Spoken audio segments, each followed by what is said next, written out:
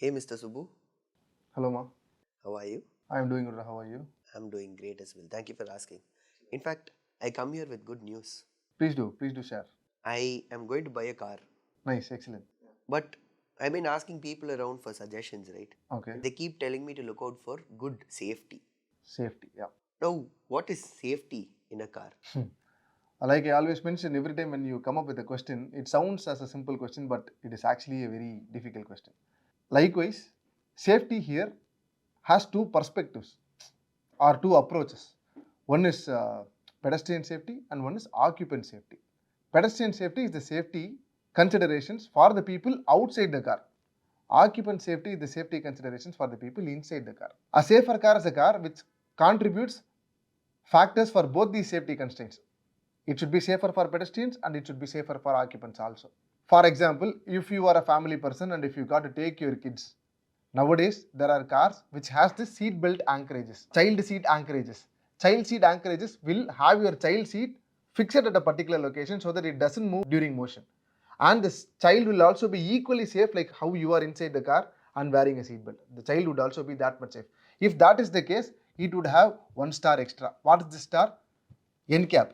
NCAP is New Car Assessment Program. This New Car Assessment Program, which from different regions will have different type of restrictions. It can be Euro NCAP, Japan NCAP, Asian NCAP, whatever it is. These people will take benchmark of the incidents which have happened on different regions.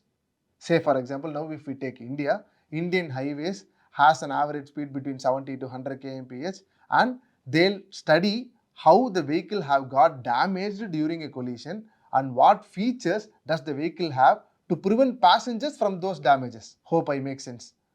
And with respect to the number of features available to keep the passengers inside safe, the star rating will increase. And that is why you have this 3-star rating, 4-star rating and 5-star rating, all these types of rating.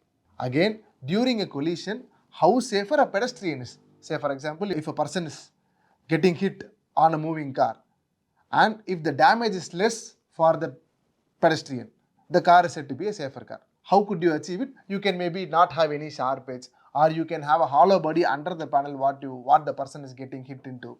So these are all kind of important considerations a design engineer will have. Now if you see the trend from the yesteryears, older years, if you see, the car used to be very strong. Even during collision, there is only very less damage for the car, but people inside are highly damaged. Sometimes people also die. But if you see the present cars, latest trend cars, during a collision, cars break badly, but people inside will come out very safe because of the additional safety features what the cars are now presently having. And that is the evolution of the technology, evolutions of the safety features. And I feel very happy that you are considering to buy a safety car because present engineers have put in a lot of efforts in considering proper material, proper technology, proper features to keep passengers inside and pedestrians outside the car very safer. So I wish you good luck to find a more safer car. Thank you, Subbu. In fact, this was really surprising because I didn't know a lot about a lot of things that you said. Right. Now, this actually makes me a little curious about something. You did mention something about cars of the older years being strong externally, but it wasn't safe. And you also mentioned that cars have evolved into something a little more safer. What created this evolution? What caused this evolution?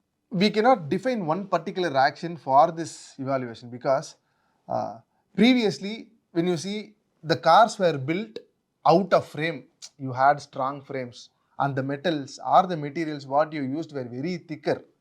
But today we have eliminated completely the frames and we are talking about 0.75 or zero point 0.6 or 0.8 millimeter thickness of panels. And these things are all forming one monocoque body, meaning the activities what the frame used to do is the structure doing by a reduced weight, meaning we are preparing a car which is performing more better than the cars which were having frames. Since the tendency or the ideology of having frames was totally different, they wanted to develop a real strong car. They didn't consider people safety because strength of the car was the primary consideration.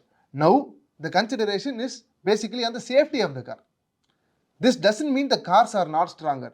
We still make stronger cars with safety in first perspective, and we also know how to use the materials and the thicknesses and the structures inside the car, so you divert or dissipate forces outside the passenger cabin. Meaning, unlike yesteryears, we don't have to produce a car and then understand how it behaves. The technology is supporting us in such a way that you can do all these things in a computer, and that is why you can see a lot of cars with a lot of different shapes and structures in the market now. You don't have to, if at all, okay, say for example, when I start a project and I am targeting a 3-star rating, and I see that during my simulations, I see that just adding a new bracket, a smaller bracket, would contribute me to reach 4-star rating. I can do that even before producing the car. I do all these activities when I'm actually designing or simulating the car. And you have a lot of tools like Hypermesh, LSDyna, ANSYS Fluent, and all these guys contribute a lot in understanding the performance of the car even before you produce the car. And that is where the engineers take a lot of effort in understanding the performance even before producing the car and see how this could be contributed in developing a much better or a safer car. I hope this gives a little better understanding for you about how this is actually happening in the industry.